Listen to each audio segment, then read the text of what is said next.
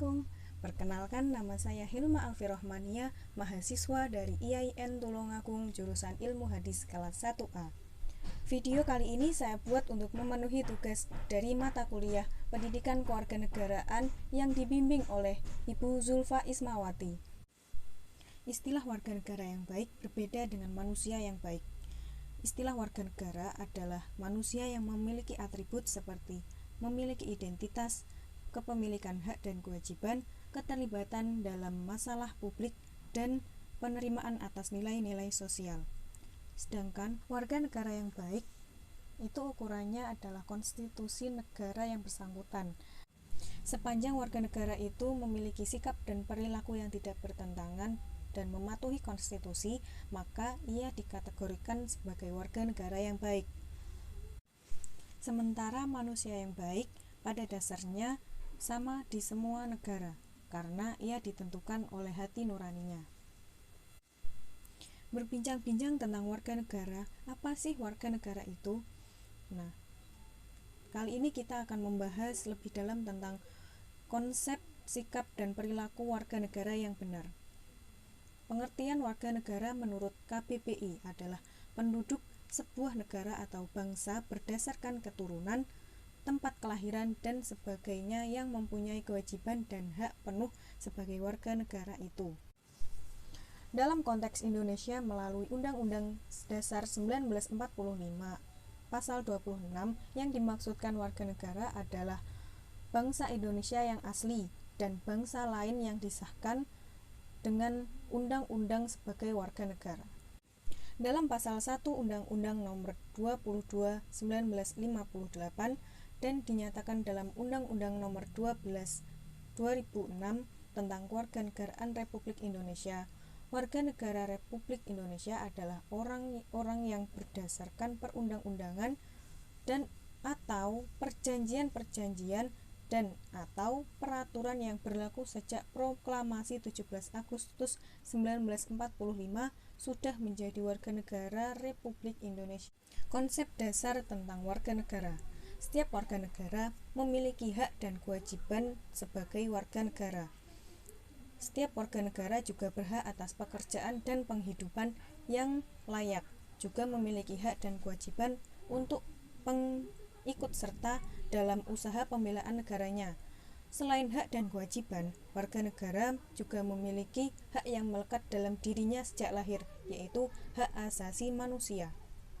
Nah, tadi kan kita sudah berbicara tentang bagaimana mendapat julukan sebagai warga negara. Sekarang kita akan membahas tentang bagaimana sih cara mendapatkan warga negaraan atau status kewarganegaraan. Nah, yang pertama, asas kewarganegaraan umum berdasarkan Undang-Undang Nomor 12 Tahun 2006. Dari segi kelahiran terdapat ius soli dan ius sanguinis. Dari segi perkawinan, asas kesatuan hukum dan persamaan derajat. Yang ketiga, kewarganegaraan tunggal, dan yang keempat, asas kewarganegaraan ganda. Itu tadi cara mendapatkan status kewarganegaraan secara umum. Asas kewarganegaraan yang didapat secara khusus meliputi asas kepentingan nasional, asas perlindungan maksimum, asas persamaan dalam hukum dan pemerintahan, asas kehenaran substantif, asas non-diskriminatif, asas pengakuan dan penghormatan terhadap HAM, asas keterbukaan, asas publisitas. Dalam mencari status kewarganegaraan, ternyata terdapat dua macam problem atau masalah jika kita mencari status kewarganegaraan secara tidak benar atau secara tidak sah. Yang pertama, yaitu dwi kewarganegaraan atau bipatrid. Terjadi apabila seorang anak yang negara orang tuanya menganut asas ius sanguinis lahir di negara yang menganut asas ius soli, maka kedua negara tersebut menganggap anak tersebut warga negaranya, atau dapat dikatakan bahwa anak tersebut mempunyai dua kewarganegaraan, yaitu kewarganegaraan di tempat orang tuanya, dan yang kedua asas status kewarganegaraan di tempat ia lahir. Dan problem yang kedua adalah tanpa kewarganegaraan atau apatrid. Kejadian ini bisa terjadi apabila seorang anak yang negara orang tuanya menganut asas ius soli lahir di negara yang menganut asas ius sanguinis, maka anak tersebut tidak mendapatkan status kewarganegaraan di kedua negara tersebut, baik itu negara kedua orang tuanya berasal ataupun negara di kelahirannya, maka ia tidak dapat status kewarganegaraan secara umum, maka ia harus mencari kewarganegaraan dengan cara lain.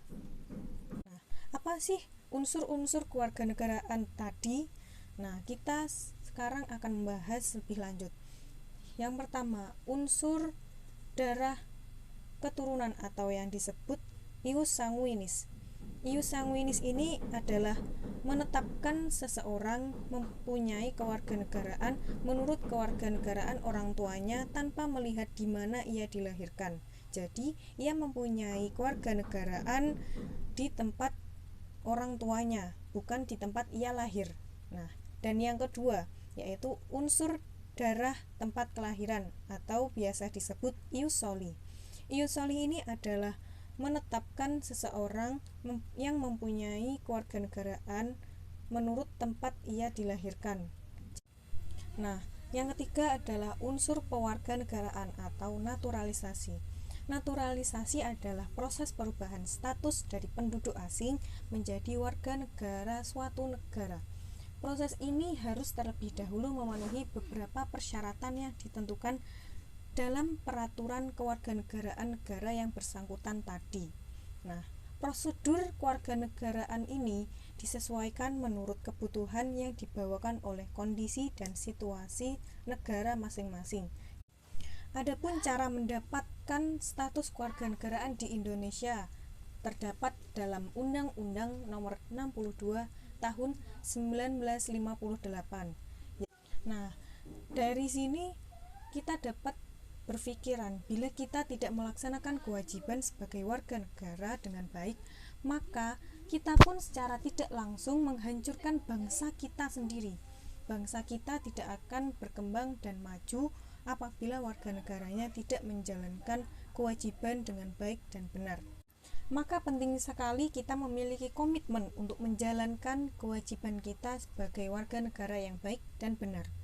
Nah, jika kita menginginkan bangsa dan negara ini menjadi negara yang seimbang, tercapai dan terwujudnya tujuan nasional bangsa, berkembang proses pembangunan nasional, serta mempunyai pemerintah yang ideal dan demokratis, maka pemenuhan kewajiban dan hak ini harus selaras. Kita harus selalu dilindungi dan dijamin oleh hak yang diperoleh agar tetap selaras dengan pemenuhan kewajiban tadi. Nah, itu tadi pemaparan saya tentang konsep warga negara secara singkat. Sebagai warga negara yang baik, sepatutnya kita turut mengambil serta peran kita dalam perkembangan warga negara ini dan menunjukkan pada dunia bahwa Indonesia itu hebat dan patut untuk dibanggakan. Sekian pemaparan saya kali ini, semoga bermanfaat dan wassalamualaikum.